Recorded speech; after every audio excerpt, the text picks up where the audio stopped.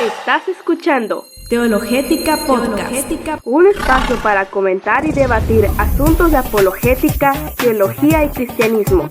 presentado por Otonel Ruiz. Comenzamos.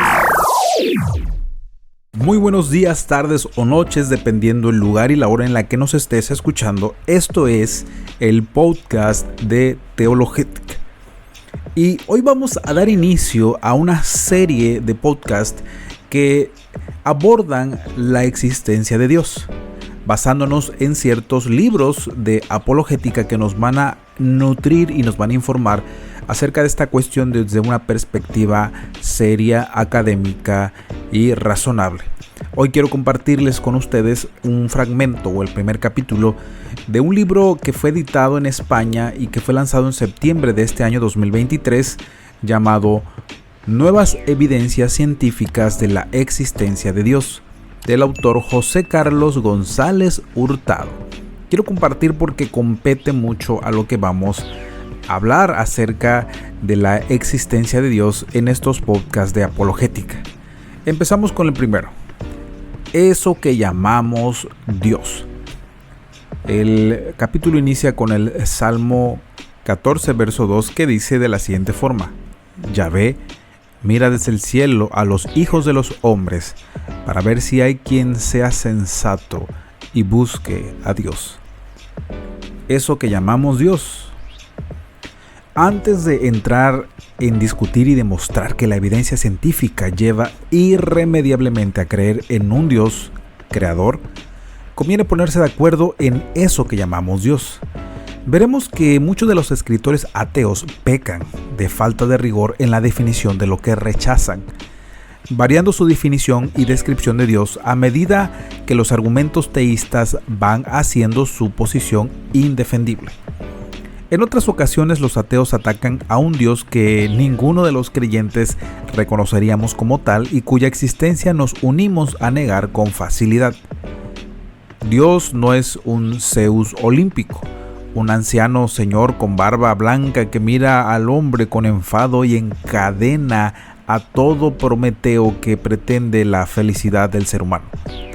En la mente de varios autores ateos modernos, Dios se parece a una caricatura de un tirano oriental que trata con arbitrariedad a sus súbditos humanos. Y es que, aunque algunos se empeñen, los tiranos orientales siguen teniendo mala prensa. Christopher Hitchens, un conocido y generalmente colérico periodista ateo, escribió en Dios no es bueno, uno de los más populares libros de apologética atea, una larga diatriba contra esas imágenes de Dios inexistentes en la realidad presente o pasada de ninguna religión, quizás con la excepción de las religiones precristianas en América y en Asia. Esta caracterización de Dios y la religión ha hecho que el señor Hitchens sea tachado de deshonesto por otros autores ateos. El libro de Hitchens es una vergüenza intelectual. Ser una vergüenza intelectual es ser deshonesto, es decir, menos de lo que sabes, de lo que deberías saber y conformar lo que presentas de una forma que tergiversa la realidad de los hechos, y también criticado desde el lado agnóstico. Cuando le preguntaron de qué se asombraba, Christopher Hitchens respondió que su definición de persona educada es la que tiene alguna idea de cuán ignorante es. Esto parece como si Hitchens estuviera asombrado de su propia ignorancia, en cuyo caso seguramente ha encontrado un objeto merecedor de su veneración. Es importante establecer el Dios en que los teístas creemos, porque en esta época que nos ha tocado vivir, muchas personas alcanzan el conocimiento o la sombra de él por los sentimientos. Se adhieren a una u otra creencia o ideología no por lo que en realidad hay en ella, sino por lo que ellos persisten o por las imágenes que consciente e inconscientemente se han creado ellos o han creado otros en sus mentes, generalmente demasiado maleables. Las discusiones con muchos ateos podrían terminar con un sencillo "yo tampoco creo en eso", pero es que eso no es Dios. Tomemos la declaración del ateo Curtis White como ejemplo. Soy ateo.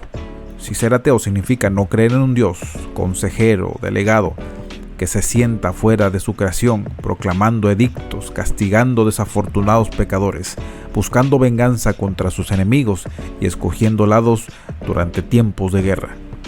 ¿Qué podemos decir? Que estamos de acuerdo en no creer en absoluto en un Dios traidor, tirano y vengativo. Tampoco creo en Amon-Ra, ni en la Pachamama, ni en Quetzalcóatl. De hecho, estoy de acuerdo con los antiguos hebreos y cristianos que veían en tales diosesillos representaciones del mal, que, como Dios, también existe. Habría de que hacer notar que el señor White y otros que consideran a Dios con esos atributos que desde que el hombre anda sobre la tierra, tiene tendencia a aplicar a Dios sus propios rasgos y las propias flaquezas. Júpiter era un obseso sexual, Juno una celosa irredenta y Vulcano tan feo que su madre lo echó de casa. Personalmente he de confesar que esas descripciones evocan a algunas personas que me son conocidas. Esto es exactamente lo que le ocurre a Richard Dawkins, otro popular autor del nuevo ateísmo. Extraño nombre para una corriente cuyos autores han fallecido o son seniles ancianos. En lo más conocido de sus repetitivos libros, El espejismo de Dios, el señor Dawkins no hace sino atacar una imagen de Dios que no es otra cosa que una versión más inteligente que el propio señor Dawkins, algo que él considera imposible. El señor Dawkins presenta a Dios como un ser humano, pero amplificado al infinito. Este autor es un evolucionista furibundo y por tanto considera que si existe una inteligencia sobrehumana, Dios, debe ser causado por un proceso evolutivo, y si existe otra superinteligencia que haya causado esta, también debería ser aplicado por otro proceso evolutivo y así hasta el infinito. Dado que él considera que sus muchas capacidades son resultado de la evolución, estima que todos los posibles seres inteligentes deben ser el resultado de procesos evolutivos, incluido Dios. Al fin y al cabo, rebajar a Dios a algo parecido al señor Dawkins le convierte a él en algo parecido a Dios. Reconozcamos que con estas premisas no creer en Dios es un insólito y quizás inadvertido rasgo de humildad del señor Dawkins. Mejor que la nuestra, la crítica a esa reduccionista representación de Dios viene de Thomas Nagel, filósofo ateo antimaterialista, lo que es una interesante combinación. Pero Dios, sea lo que fuere, no es un complejo habitante del mundo natural, como Dawkins lo define.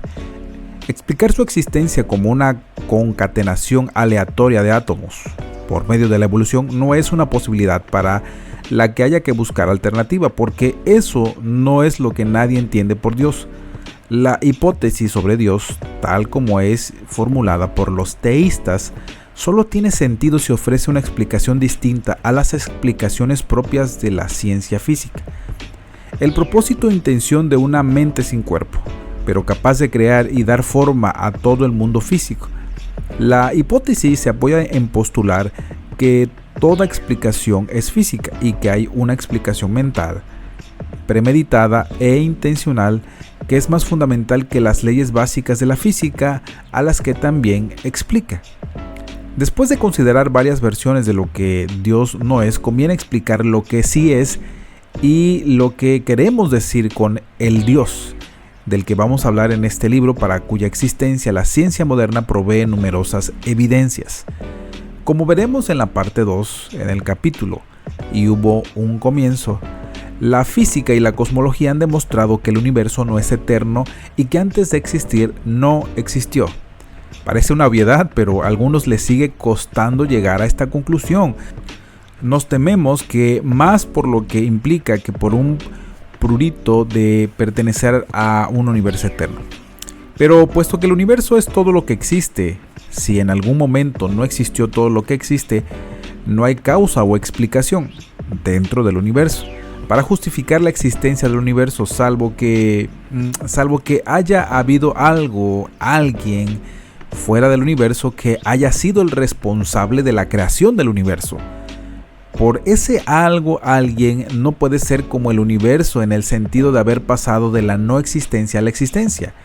Si no, tendríamos el mismo problema, es decir, necesitaríamos un alguien como causa de alguien y distinto a él. Es decir, que ese algo, alguien siempre ha existido, es eterno. Ese algo, alguien es la causa del universo, pero como él mismo es eterno, ese algo, alguien no tiene causa. Ese algo, alguien es, como usted habría adivinado, el Dios en que hablaremos en este libro y de quien la ciencia aporta numerosísimas evidencias. Así mirado, resulta muy precisa y seductora la presentación de que Dios hace de sí mismo a Moisés en la Torá. Yo soy el que soy. Por ello, preguntar quién creó a Dios, como lo hace el señor Dawkins y otros neoateos, tiene tanto sentido como preguntar quién es el hermano mayor de un hijo único. Esperar que si existe Dios haya sido creado es tanto como esperar ver por el retrovisor del automóvil que va delante de nosotros, preguntar por la causa de lo que por definición no tiene causa. Se parece mucho a una declaración pública de incapacidad intelectiva. Pero volvamos al universo por un momento. El hecho de que no existiera demuestra que el universo no es necesario, que podría no haber existido nunca o bien no existir en este momento o en el futuro. De hecho, la ciencia física predice que habría un tiempo en que este universo no existirá. Lo veremos en el capítulo Esto se acaba. Y puesto que el universo no es necesario, una pregunta apropiada es porque hay algo en lugar de nada. Es, si quieren, la pregunta: ¿por qué existe el universo? Y esta pregunta realmente demanda tanto la causa, cuál fue el origen, como la razón, cuál el motivo.